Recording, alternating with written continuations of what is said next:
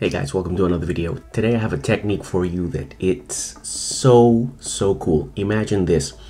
You gain control of an unknown spectator selection, free choice, no force, and you control that card using only one hand, and you don't even have to look at the deck. Let's get to it. This is a very simple sleight, yet very effective, and one that I use fairly often. And whenever somebody just comes up to me and says, hey, can you show me something quick, something simple? And the way that this works is that you are going to control their card, the spectator's card. You can control that to the bottom of the deck. So you're going to move their card right here to the bottom of the deck. The way this works is like so.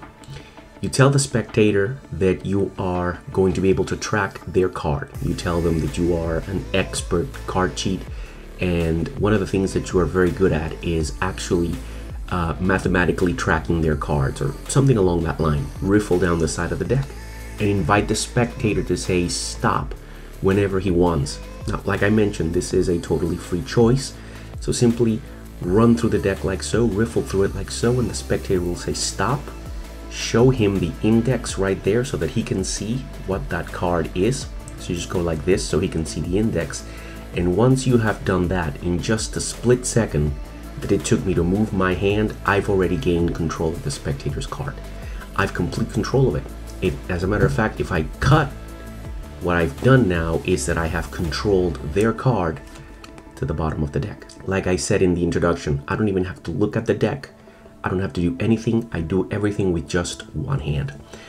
There's two things that are happening here. You need to use, first and foremost, your thumb. Then you need to use this part here of your hand, and then finally, of course, the pinky.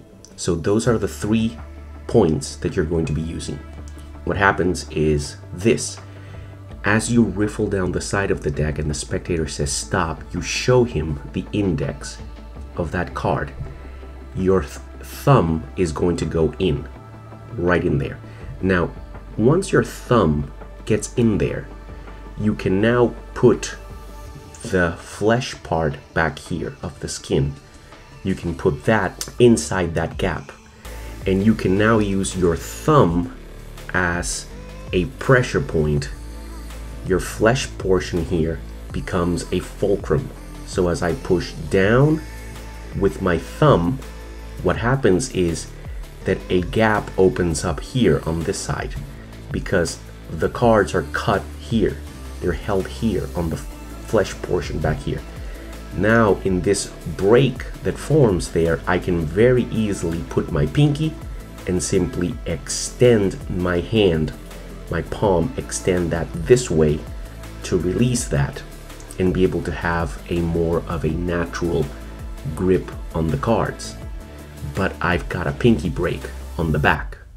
Okay, so now I've got complete control of the spectator's card, which is that I simply grab onto the deck, grabbing onto the break at the back, and all I'm gonna do is simply cut, and I'm cutting their card to the bottom.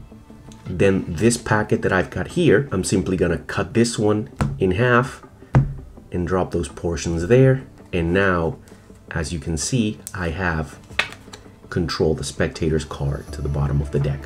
Okay, now that the card is at the bottom of the deck, I can take this in several different angles. One more time. Step 1, riffle down the side. Spectator says stop. I show him that right there. It's the 2 of hearts. I'll show him the index so he can see it. Thumb goes in. Thumb goes in right there. After that, back portion of the hand goes in to hold the break. Thumb comes out.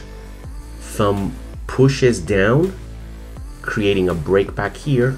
Pinky goes right in there, and then I close everything up. Square the deck with my left hand, and then once I've squared the deck with my left hand, I'm ready to cut. Now let's give this a practical application. How would we use this as a effect? Give the deck a couple of shuffles, invite the spectator to cut the cards. He'll cut the cards This of course means absolutely nothing because we're not forcing anything on him, but this gives him a sense of control. Now I take the deck and I'll tell the spectator, look, I'm going to go ahead and I'm going to track your card, okay? So go ahead and just say stop whenever you want. He says stop, I show him the card, and once I've done that, gain control of the deck, I'll cut the cards, and now just like that, I'm set up, I'm ready. Their card is at the bottom. So now what we can do is that if you know how to bottom deal, you can do one of two things. You can tell the spectator, name out how many hands you want me to deal. Let's say the spectator says 6, and then ask the spectator how many cards should we give each hand, each player, and he says, well, give 3 cards to each player, and then you will deal 5 hands. You'll deal 5 hands from the top, and then when it comes to your hand, remember that their card is at the bottom. All you have to do is simply deal that card to yourself. You deal the other sets, and then at the end you reveal that you have dealt the card to you. It was a free choice, and they selected how many players and how many hands and how many cards. Other way that you can go with this, if you don't know how to bottom deal, because their card's at the bottom, if you don't know how to bottom deal, then that's fine. All you have to do is simply turn the deck face up, their card is at the bottom, and all you're going to do is simply cut a very small amount of cards from the bottom of the deck, and you're going to initiate an overhand shuffle. And with this overhand shuffle, you will quickly start running singles until you've run their card to the top. So now their card is no longer at the bottom, their card is now on top. And now you can do something along the line of a false shuffle with a cut and tell the spectator that you have just cut their card to the top. Ask the spectator to name out their card. For the first time, they'll say it was the 2 of hearts, and you reveal the 2 of hearts on top. Let's say that we want to have a more magic approach to this. You've controlled their card to the top with the overhand shuffle, and now that you have done that, you will turn the deck this way and show the spectator, look, your card is nowhere near the bottom. Now obviously their card is on top, but you're not going to tell them that. So what you're going to do is that you're going to turn over the top card to show that their card is not on top of the deck. And after that, you're simply going to snap your fingers or wave your hand like so, and there is their card. How was that done? Simple. It was done with a double lift, okay? Pinky break and a double lift. I'll link a video about that over here so you can learn a couple of techniques. So that is the sleight, and 3 ways that you can take this. A more gambling focus way, a semi-gambling focus way, and a magic focus way. So 3 ways that you can take this.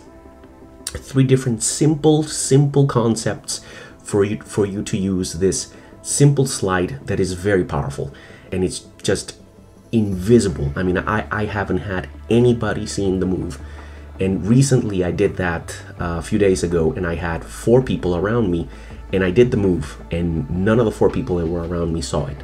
Nobody saw a thing, you know. So if done at the precise moment where you just casually look up at the spectator to talk, it really is quite invisible. So that's gonna be it for today, guys. Make sure to like, comment, subscribe to the channel for more gambling, sleight of hand, and tutorials, and I'll see you next week.